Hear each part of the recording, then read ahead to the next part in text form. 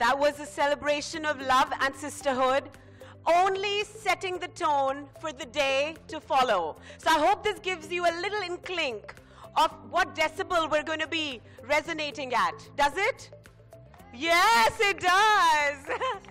So I need you to use your hands, use your feet to show us you're here. Because it takes a lot of energy for our speakers to come up here. So we could use a little bit of movement. So could we just stand for a moment and celebrate this vivacious morning in New Delhi, Gurugram, and have your hands up? Can I see arms? Can I see your hands? I can't see them. I can't see the back row. I can see tiny little humans in the back table. I can't see. Yes. Can we have our hands coming down to the side? Awesome. And bring them into a clap. And that's for you. Okay. Don't stop. You're not done. Take your left arm and bring it to your right shoulder. Right shoulder. Left arm to the right shoulder. And the right to your left. You know what I mean, right? Left to right. And then give yourself a big hug. Oh, warm, loving embrace of yourself in celebration of you. Thank you all for being here and for being these beautiful, radiant energies that is coming to us multifold. Thank you. Please have a seat as we begin with our second session on day one of the Women Economic Forum in Gurugram 2019. And you know, stuff like this doesn't happen every day.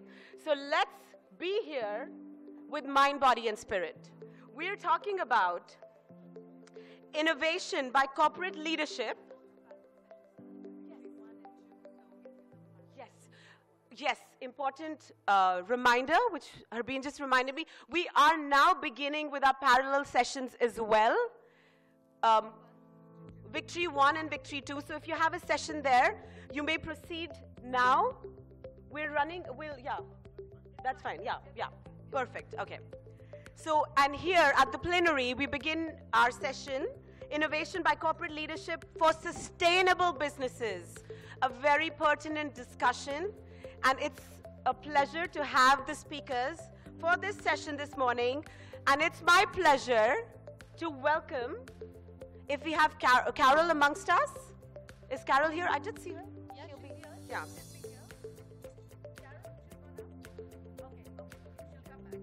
Elizabeth Edwards.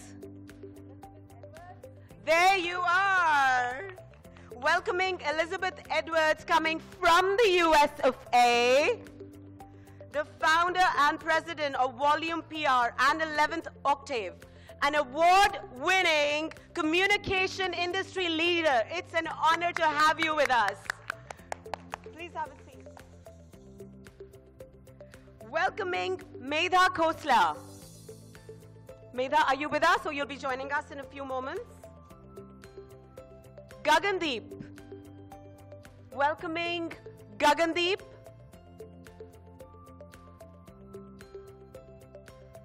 Anisha Patnaik. We'll give them a few moments to join us. And do we have Priyanka Ribhu? And if we have Sonika Sarna. Great, okay, so exactly, the weather, we'll be forgiving because the weather is such. We keep the conversation, we will start this beautiful conversation on sustainable businesses with Elizabeth Edwards. Elizabeth, would be an honor to have you share your journey with us this morning. Thank you. Thank you so much for inviting me to join you all today and share with you my work of improving human communication, connection, and how we can spur positive change in our world with our words. When I attended university, it was my desire to study communication, but to do so through the lens of human psychology. It has always seemed natural to me that if we want to communicate to the best of our abilities, if we want to build nonprofits with the power to change society, then we need to be informed by the sciences on how our minds process and prefer to be engaged. However, the science fields and the communication fields were not combined when I was a wide-eyed college student, and they still are not today. That is the change that I seek to make in our world. I've made it my life's work to perfect the practice of corporate communication, marketing, branding, public relations, all forms of professional communication by integrating and testing together the sciences and what they teach us in the practice of communication. By the sciences, I mean psychology, neuroscience, ethnography, anthropology, behavioral science, behavioral economics. What do these fields teach us about engagement? What do they reveal about the preferences that unite all of us together? Do the sciences hold insights that will make us more effective and successful in creating sustainable businesses, in spurring corporate wellness and well-being, and in sharing our messages to create understanding and excite positive change? The answer is a resounding yes to that. When we have started to align science with communication, what we've understood is that there is actually a blueprint in all of our minds that unifies humanity's shared engagement preferences. When we design communication and campaigns and messages in order to serve those preferences, we are all heard, understood, and successful as never before. So I ask you, my sisters, what is your message? What change are you working toward? What do you want people to understand? And what do you want people to do? Because we can throw messages at people, or we can communicate and engage and draw people in. We can limit ourselves to the theoretical communication, education, and instruction that is taught at our universities, or we can design communication campaigns that compel conversation and change. Communication capable of deepening connection, understanding, and caring. The perspective I ask you to all consider with me today is how can we practice a new level of intention with our words? What strategy underlies how you talk about yourself? Have you ever considered a strategy behind how you position yourself, your business, your company, your country, your passions, your family? You can have confidence that your words and actions will achieve your goals much more rapidly and successfully when we overlay knowledge of the scientific preferences of our minds with the ways that we engage and work with others. I call this practice neuropsychological engagement, or engaging 100% of the mind, both conscious and subconscious, simultaneously with our messages. When we do that, we achieve such tremendous progress. I have practiced this for the last 18 years as I have owned Volume Public Relations, a award-winning, as my friends here shared, public relations, marketing, and communications agency headquartered in the United States with clients around the globe.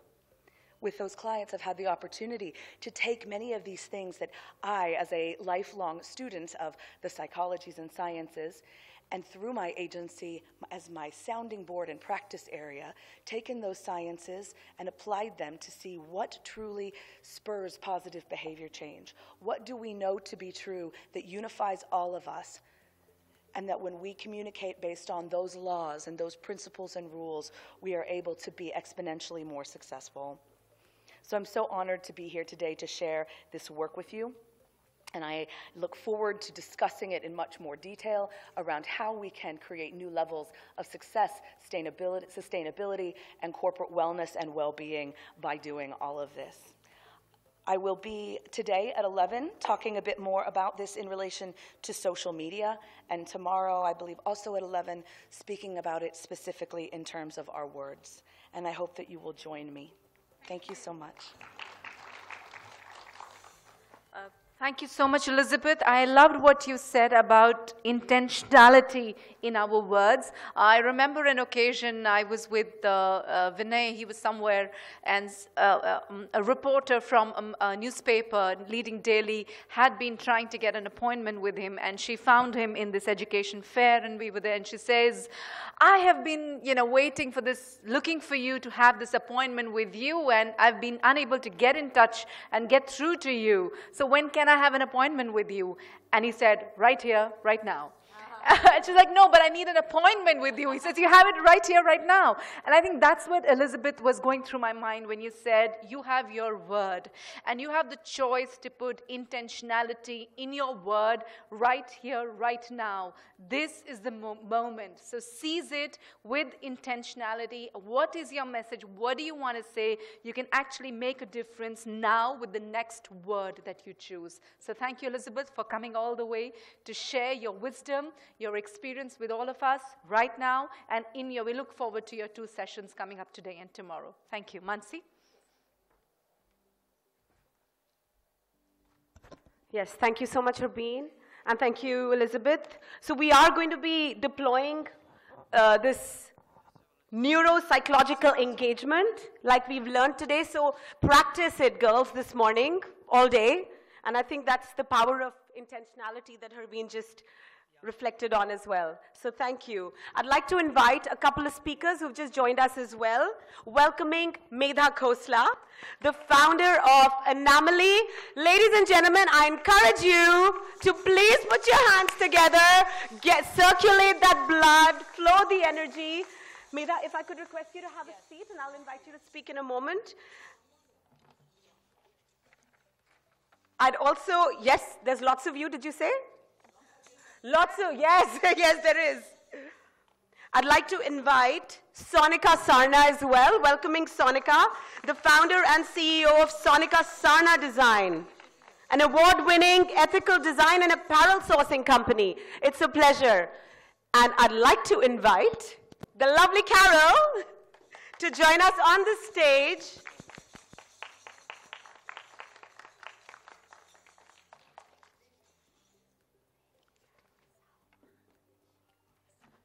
Welcome, Carol. We're celebrating your oncoming motherhood. We're so touched that you're here doing everything you can, and this is what we stand for. This is the feminine energy that we're representing here. So if I could invite you to also speak with us and share your journey, please.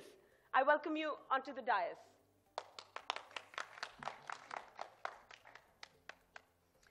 Thank you so much for this beautiful energy you give us. Thank you, Dr. Harbin. Please, all the team of the Women Economic Forum, it's my pleasure to be here. You can imagine the honor that I have as a Latin American woman to be here. It's very important for me. Just a little bit about my journey as a professional. I'm an industrial engineer from Colombia, MBA from the Andrews University in the United States of America, and used to work for 15 years in different companies for the financial sector, telecommunications, had the opportunity to have different roles. And someday I decided just to be an entrepreneur. When you work for a company, you have a last name, right? You work for a big company, you are Carol from X company. But when you are an entrepreneur, it starts like a big journey, right? It starts a different path. And when you are an entrepreneur for social issues, it's a big path too, okay? So I'm really thankful for this opportunity. Sometimes we've been too busy building our reputation, building our brand, and trying to prepare ourselves as a professional, because women are challenging to be a good professional, that we have forgotten to spread some essential principles in life, as gentleness, as love, as, you know, the power of love, the power of serving others. It's what really fills our hearts. It's what really builds a good culture, wellness, and well-being, not only in our organizations, but in all our lives. So if we want to definitely build a new culture for women, a new culture in which you close the gaps we have, not only in terms of salary, but also in terms of opportunities, we need to start spreading the message of the soft skills, the technical skills, and the good principles of life if we want to make a good change in the world. So that's why I invite you to join me too. Today we're going to talk about education and the power of education to change the world, and tomorrow the power of our words to change the world. So there are many things that we are going to be talking about.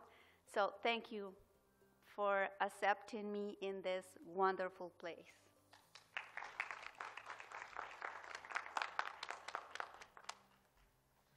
Thank you so much, Carol, for coming all the way from Colombia and sharing the sunshine from that part of the world, which is warm, celebratory, and as vibrant as we hear. So thank you for representing Colombia here this morning with us. And you really do represent a change agent, the leadership that is required in the world 4.0, as you say. Thank you.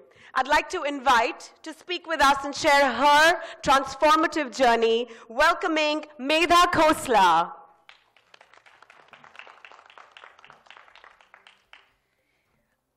I didn't prepare anything for this talk because I thought that I'll just be spontaneous and share a little bit about myself, my journey, and what we do at Anomaly. I first must thank you and everybody for inviting me to speak and to be a part of this wonderful panel with everybody here. I have to say, as a woman, as an entrepreneur, as a professional, I feel especially empowered today to be standing here, being supported by some wonderful men in my life, my father, my husband, and wonderful women, all really coming together to start my brand, which basically started 4 years ago. I spent many years in the United States studying at Pratt and then working in New York in fashion for 10 years and having this dream all along of coming back to India and setting up a business here. And as we all know, there are many challenges to setting up a business in India today, especially for women. And I think more often than not, we feel that, we shouldn't speak up, we shouldn't initiate, we shouldn't, be bold enough to carve out our own niche. And it's been a very rewarding journey because, surprising to me, I've been able to work with many, many incredibly talented men and women along the way and build a brand which is basically built with the support of all these people. A little bit about what we do is, this brand is about celebrating women, dressing them in clothing which is accessible, affordable, and made entirely from Indian textiles. And the aim with this is to make every woman feel included in feeling great about themselves. And that was the aim, that was the goal.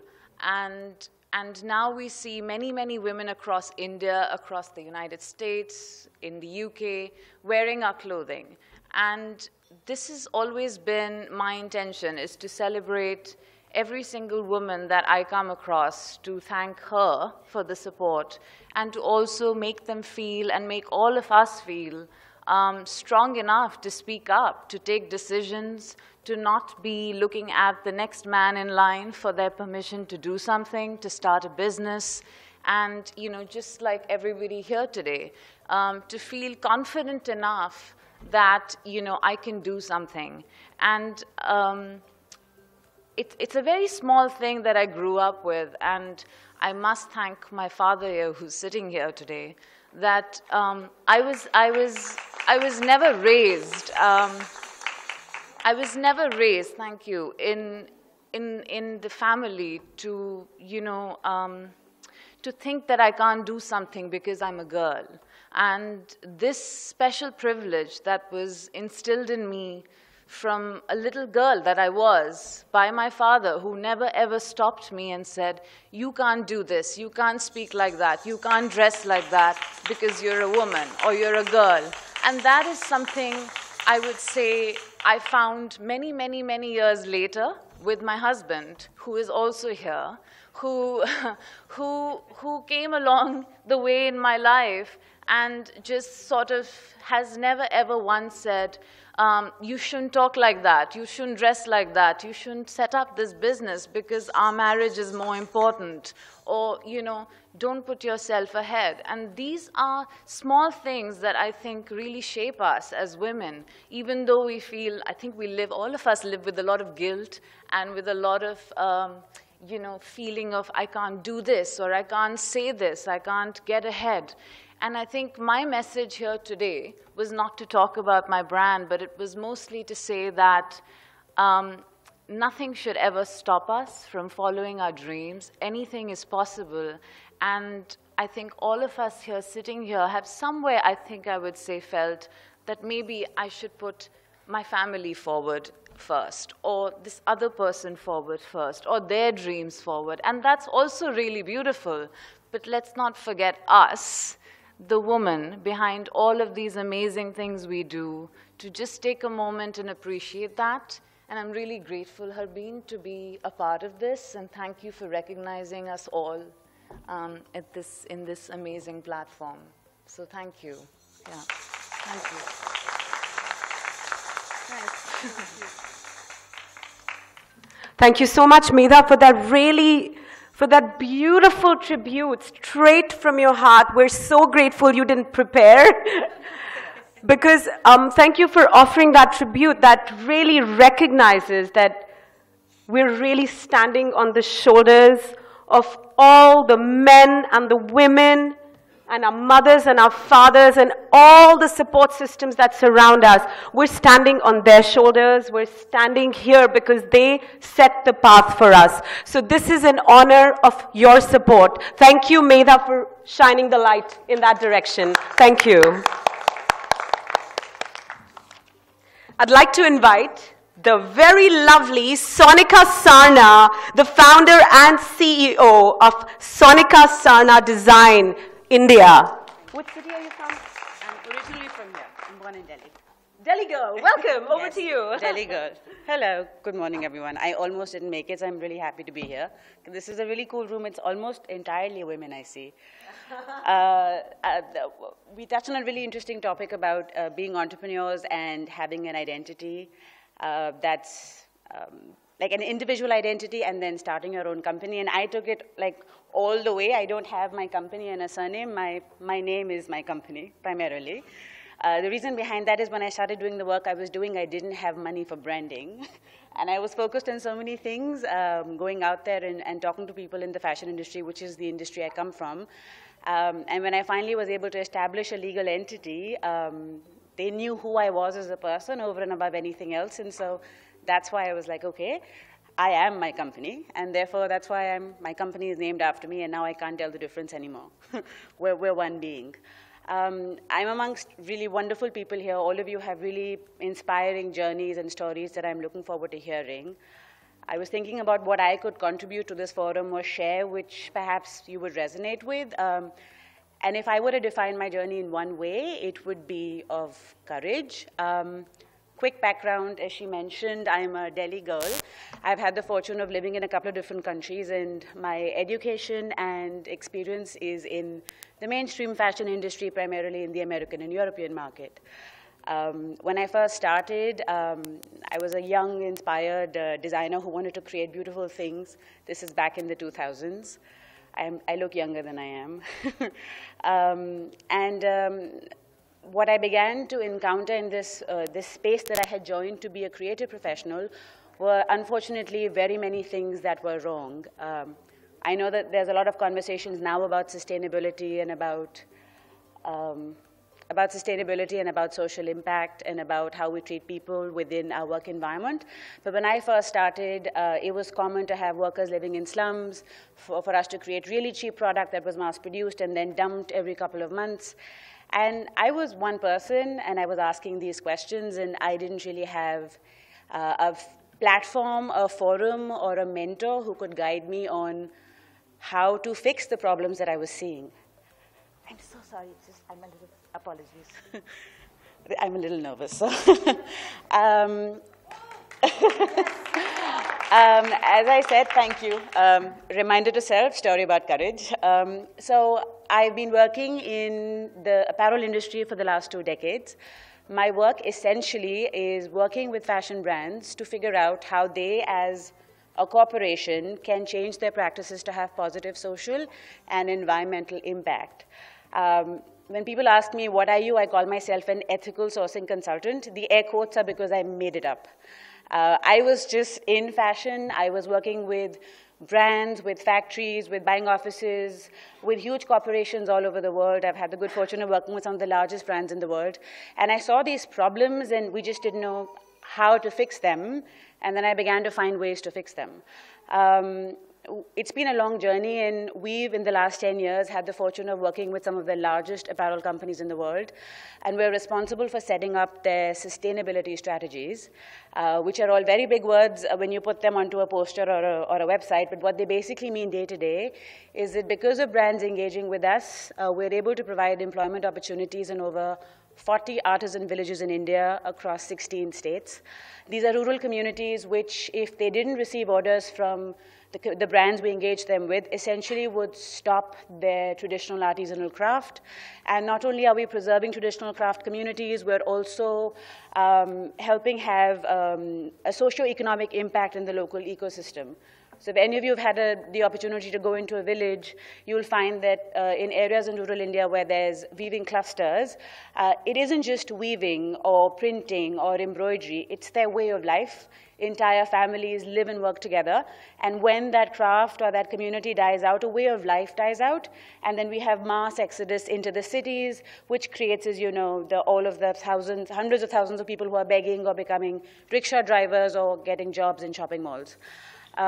So I think what we do is really cool in that we have brands like the H&Ms, the Alien Fishers, the J. Crews, the big apparel brands are able to have direct social and environmental impact in rural India. And we have been able to succeed in doing that by creating skilling opportunities for communities, because we identified and recognized that no one needs help, everyone needs opportunity and access. And so we essentially go into villages in India, we identify communities that have really unique skill sets, and then we train them, or rather up their skill set to industry best practices. So we're responsible for making small artisan villages, communities, family-owned businesses, entrepreneurs in their own right. So when I stand here, I'm not really an entity with this huge sort of corporation backing me, but when I say we have 40 villages that work with us, I'm talking about 40 different entrepreneurs in and of themselves. So if we work with block printers in Rajasthan, or tie-dye communities in Jodhpur, women who still live in Parda, or weaving communities in Andhra Pradesh or in Tamil Nadu, each of these communities are now self-owned independent businesses that are able to sustain their communities and continue their way of life while having a more modern and contemporary market. On the flip side of that, a big thing that we've been able to do is sensitize large corporate brands, especially worldwide and a little bit now in India as well, about the impact they have in their buying decisions. And so we've been able to work with huge corporations well, pivot the money they're putting into their supply chain to have positive impact. So in addition to the social impact we have when they're engaging villages, we also work with brands to source sustainable fabrics. We work with a ton of recycling material programs, and we also run a women's sewing center in the slums of Okla, which is, again, women who were probably married off at 14 or 15. Many of them, by the time they're 22, 23, have had a couple of miscarriages, have 3, 4 children, have never been sent to school, never had opportunity. And just because they show us the courage to showing up at our doorstep, with the same ethos of providing training and opportunity, we provide them the skill sets necessary to be able to become industry-level seamstresses. And what that does is that they're able to earn as much as their husbands do, and so the whole story of their families and therefore their daughters changes. I had mentioned briefly earlier that we also work with a ton of sustainable textiles and materials. The stories there are pretty interesting as well, where we go into regions where cotton is being grown, we go into regions where cotton is being spun, is being woven, and we identify huge negative environmental and social indicators, and we find ways to fix the problems. So, for example, in Tirupur in South India, where a lot of the apparel is being produced, in some villages the land is actually completely red because they dye the fabric and they take the dye water with the toxins in it and they use it for growing their crops, food that all of us are eventually eating. These chemicals are carcinogenic. And so we worked with these communities with a natural technology to recycle their water using earthworms so that the water then becomes drinkable. What I'm trying to give you a sense of is that we started with a really simple idea. Like I said, an idea of courage, which is I work in fashion. If I see something wrong or problematic in my place of work, is there a way for me to fix it? And I'm evidence here standing in front of you saying we can, whether we're one person, whether we're a large organization, whether we have a support system or not. If we make a choice of courage, if we apply ourselves, we can change the world because the world really is our backyard. When I first started, the simple idea was, like I said, to promote the concept of ethical fashion, and I had no clue what I was getting myself into. But now I'm part of this really large family of communities, textile mills, and women's cooperatives, and just I get the opportunity to meet other really cool people doing really interesting things, other people who care about the world, who have the courage to try and do something right. And I find myself really grateful because when I started this journey, I didn't think that I would get to where I am. And today is just another step in being part of an even larger family. And so I'm just really grateful to be here. Thank you.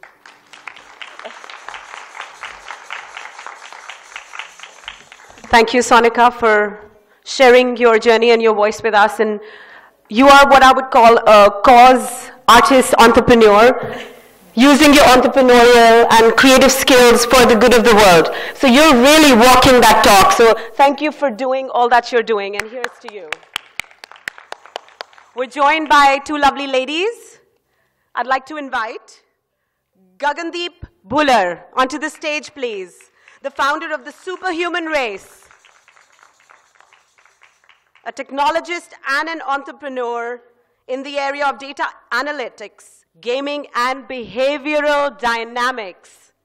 I'd like to also invite Priyanka Rebu. Priyanka, there you are.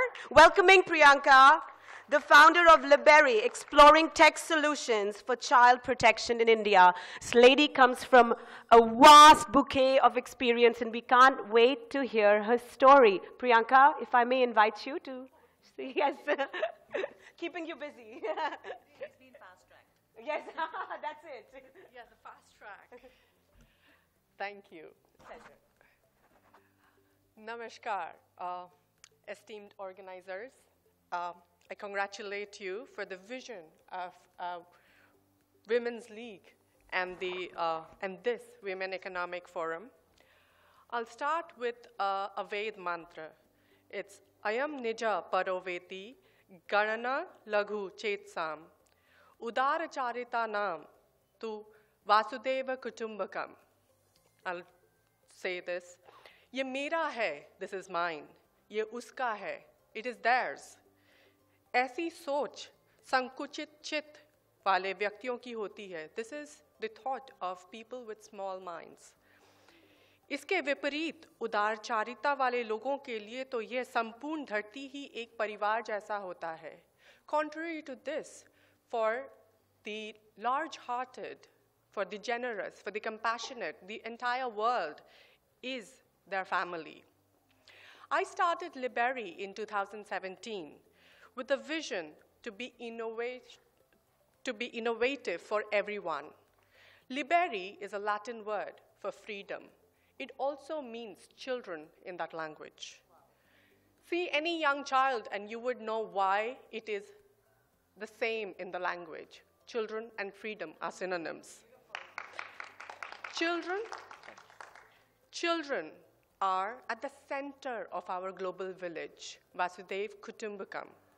And the essence of Liberi is to ensure the freedom for children, freedom to be in the freedom to think. And freedom to think is the freedom to create, to challenge, to innovate.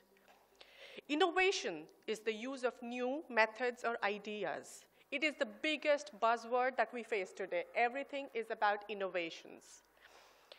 While the history of innovation is the history of advent and progress of humankind, and while all innovations in history were largely for the benefit of humanity, over the course of last century, we have seen that innovation rush has been towards profitability and for making money. Innovation for good are still at a nascent stage, and that is where all of you come in. Social innovations do not find a market as yet, and therefore do not come into the space of mainstream businesses. The sustainability of businesses lies in its impact. Impact at scale, impact in terms of multiplicity of geographies, and impact in terms of perpetuity of time. That is, it is present beyond here and today. Traditionally, sustainability of businesses has been driven by this thought. Yet today, we have reached a space where the pursuit of profits has led to the work over the last centuries, a destruction of environmental, social, and the cultural fabric of the world, thereby threatening the humankind itself and exposing our most vulnerable, our children, to grave dangers. Liberi is an humble endeavor for freedom of all children. It is a young idea of using technological might of the world to ensure children are safe and thriving. How many of you wear an Apple Watch or Fitbit or a smartphone, have a smartphone or a tracker? Can we raise hands? Everyone. Well, I see that's a significant number of you there. Imagine if we could harness this for the poor and vulnerable children, for our girls out on dark streets, for any child in Unnao, in Nagpur, in Delhi, across the globe. There have been many before me, and I'm sure there will be more, who have had this idea of a wearable safety device and embarked on this audacious product. Still, we don't see it in the market yet. Well, why is that? I ask you. It is because those who need it cannot afford it. Digital technology-driven social innovation is still taking baby steps. The people who need the products or services, the ones in the villages, the ones in the slums, the ones in the far-flung areas, cannot afford them. And the market which can, do not need them. And that is the situation that we face today, a catch-22. What we need is for businesses to step up beyond profitability and planet and think in terms of what we say, the 4 Ps. Profit, of course, we need businesses at the end have to be driven by profit. Planet, they need to be sustainable. People is the 3rd P, and peace is the 4th. Business as usual, the business as we see today, will buckle under the sustained turmoil in economies. We're seeing it, in fact, unemployment, food insecurity, water scarcity, hunt for renewable energy, and climate change. And today, in fact, civil unrest and the fragile peace we are witnessing are outcomes of that.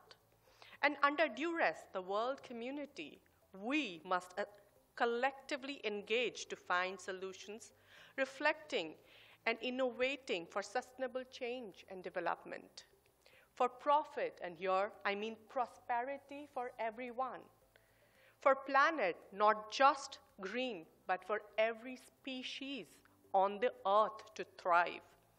For people, to the last one, here I ask you to imagine the most disadvantaged, marginalized girl that you can think of and see if our endeavors are helping her.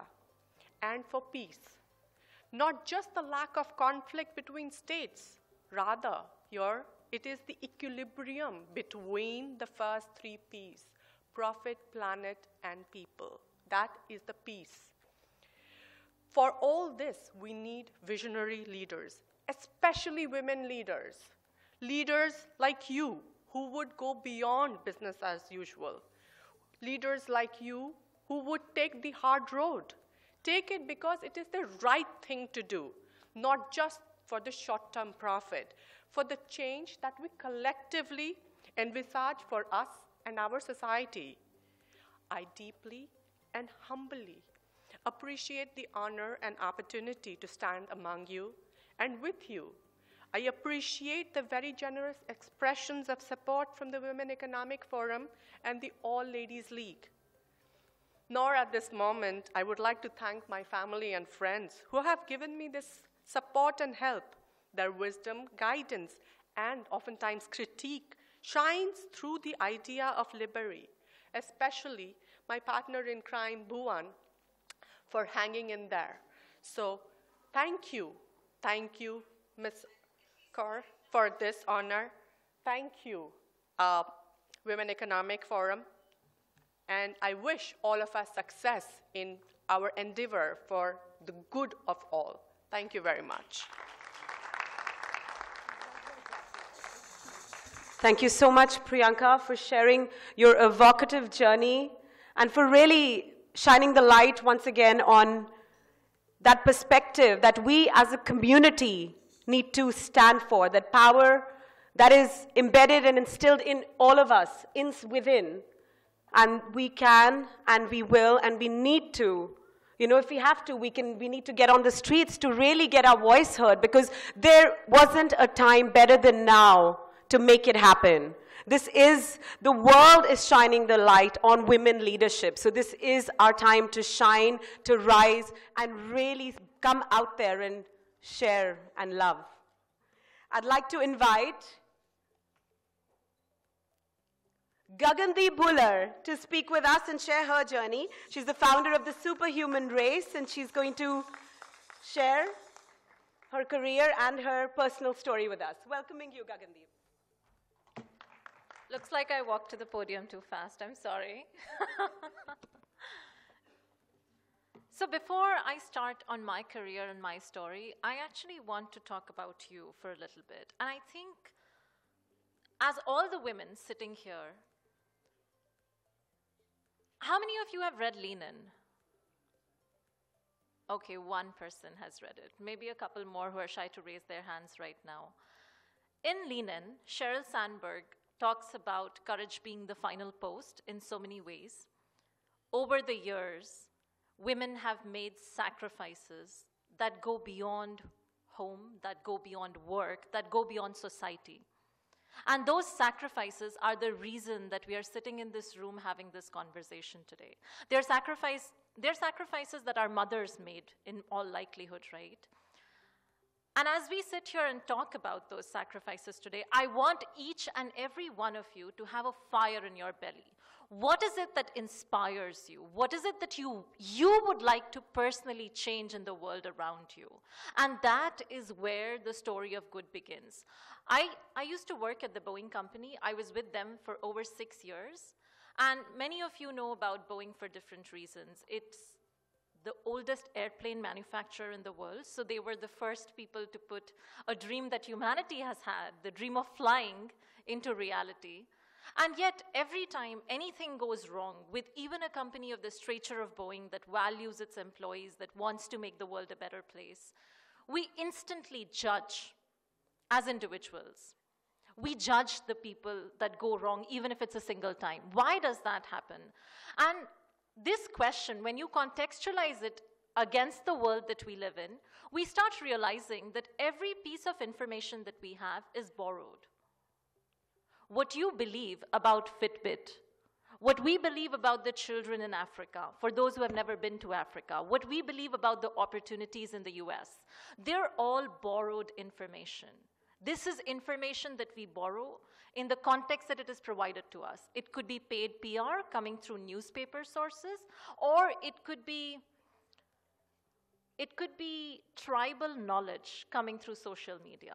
When I say tribal knowledge, I actually use that word to replace the word gossip. And gossip is not necessarily a bad word, right? So gossip is the reason why society moved forward. It is the only reason why any social norms could be enforced. Isn't that true? Like, women have been derided for gossip for so long, but it is the only way to enforce social norms.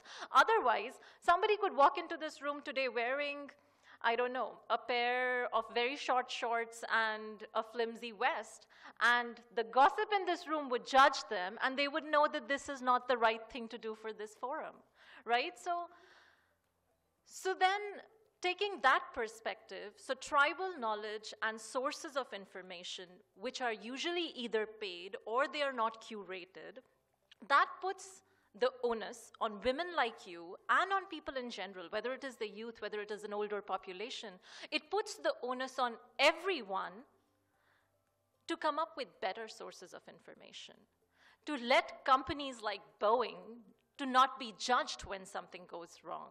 And I'm just using Boeing as an example because I know how great the company is, and I know that it has been judged in the recent past.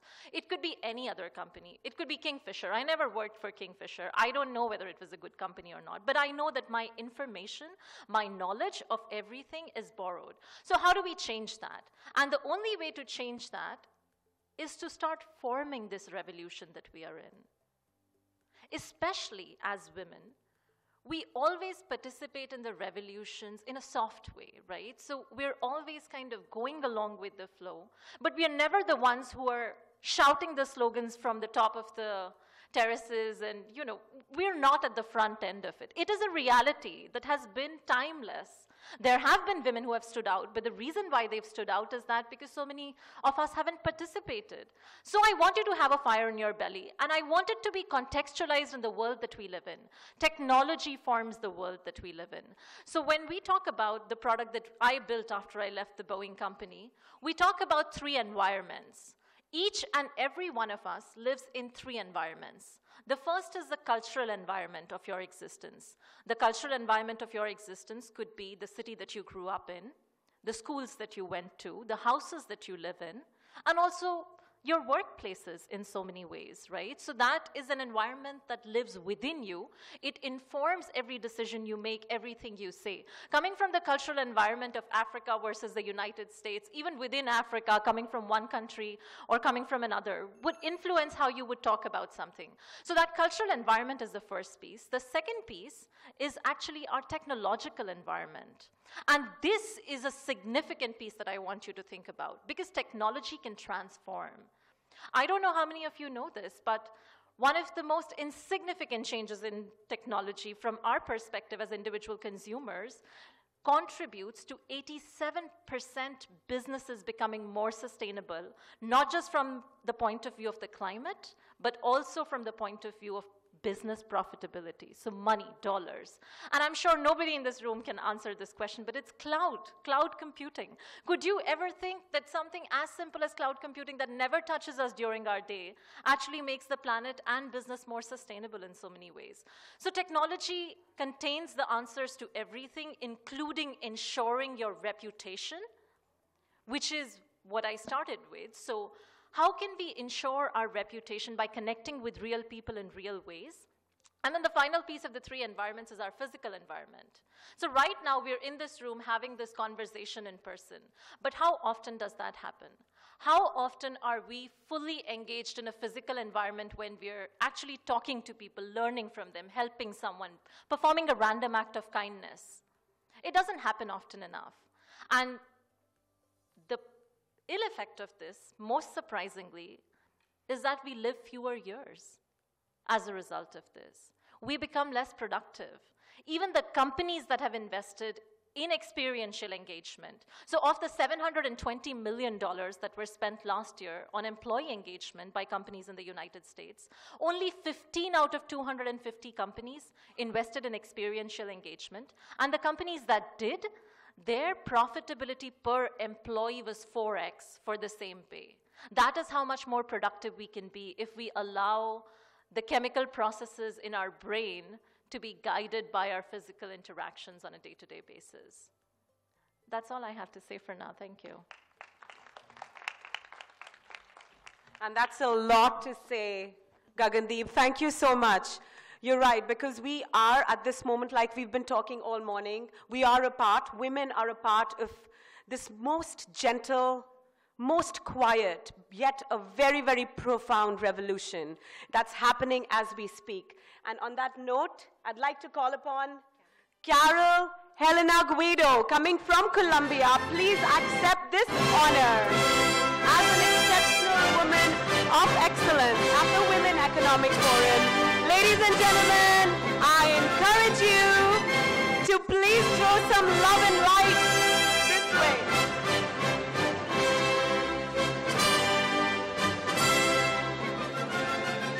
Inviting Elizabeth Edwards to accept this honor as the Exceptional Woman of Excellence.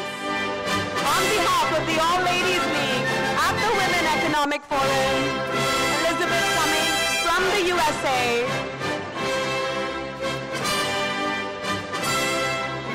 Medha Khosla, we invite you to accept this honor for the work you do and the legacy you created at Anamali.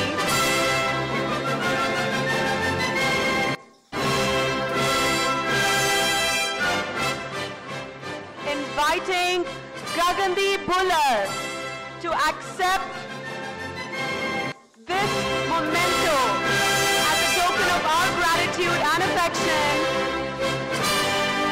on this resplendent morning at the Women Economic Forum 2019 in Gurugram. Sonika Sarna, congratulations on this honor.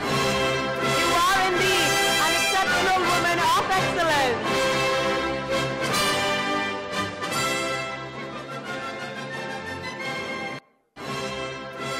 Inviting Priyanka Rebu, please accept your honor as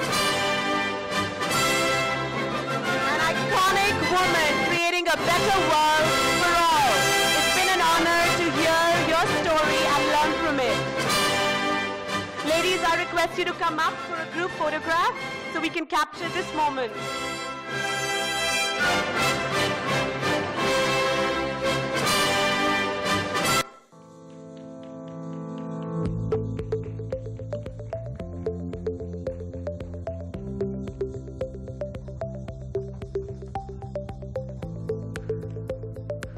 Thank you. Can you use the instruments that we've so generously offered you? There you go. Thank you. That's more like it.